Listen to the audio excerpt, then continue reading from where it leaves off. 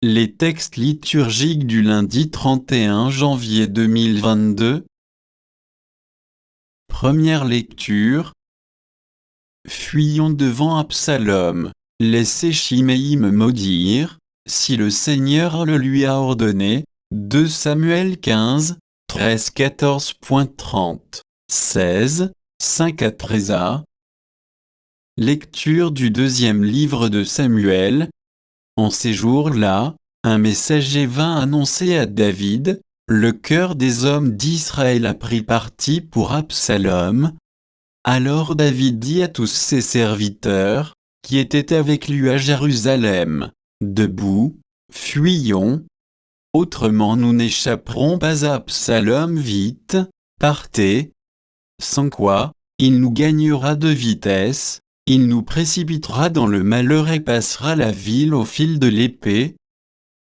David montait par la montée des Oliviers. Il montait en pleurant, la tête voilée, il marchait pieds nus. Tous ceux qui l'accompagnaient avaient la tête voilée, et il montait en pleurant.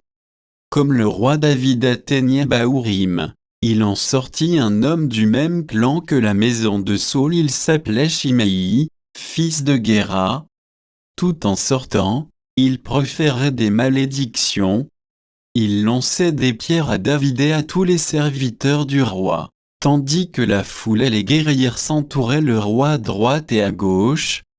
Shimei maudissait le roi en lui criant: va-t'en, homme de sang, vaut rien.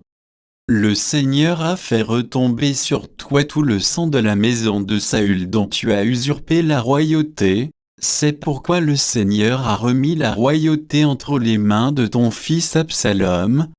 Et te voilà dans le malheur, car tu es un homme de sang. Abishai, fils de Serouïa, dit au roi: comment ce chien crevé peut-il maudire mon seigneur le roi? Laisse-moi passer, que je lui tranche la tête. Mais le roi répondit: que me voulez-vous, fils de Serouïa? S'il maudit, c'est peut-être parce que le Seigneur lui a ordonné de maudire David. Alors, qui donc pourrait le lui reprocher? David dit à Abishai et à tous ses serviteurs: même celui qui est mon propre fils s'attaque à ma vie, à plus forte raison ce descendant de Benjamin. Laissez-le maudire, si le Seigneur le lui a ordonné. Peut-être que le Seigneur considérera ma misère et elle me rendra le bonheur au lieu de sa malédiction d'aujourd'hui. David et ses hommes continuèrent leur chemin. Parole du Seigneur. Psaume 3, 2 à 3, 4 à 5, 6 à 7. Seigneur, qu'ils sont nombreux mes adversaires, nombreux à se lever contre moi, nombreux à déclarer à mon sujet: pour lui, pas de salut auprès de Dieu. Mais toi, Seigneur, mon bouclier, ma gloire, tu tiens haute ma tête. À pleine voix je crie vers le Seigneur, il me répond de sa montagne sainte. Et moi, je me couche et je dors, je m'éveille, le Seigneur est mon soutien. Je ne crains pas ce peuple nombreux qui me cerne et s'avance contre moi. Évangile. Esprit impur, sors de cet homme. Marc 5, 1 à 20. Évangile de Jésus-Christ selon saint Marc.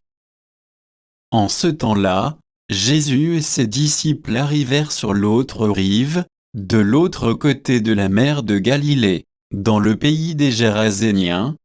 Comme Jésus sortait de la barque, aussitôt un homme possédé d'un esprit impur s'avança depuis les tombes à sa rencontre. Il habitait dans les tombeaux que ces personnes ne pouvaient plus l'attacher, même avec une chaîne. En effet, on l'avait souvent attaché avec des fers aux pieds et des chaînes, mais il avait rompu les chaînes, brisé les fers, et personne ne pouvait le maîtriser.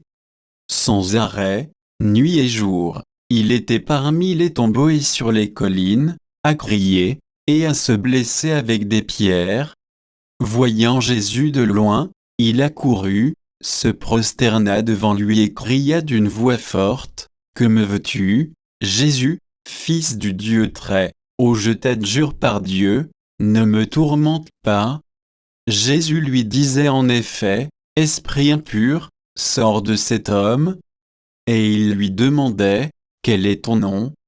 L'homme lui dit, « Mon nom est Légion, car nous sommes beaucoup. » Et il suppliait Jésus avec insistance de ne pas les chasser en dehors du pays.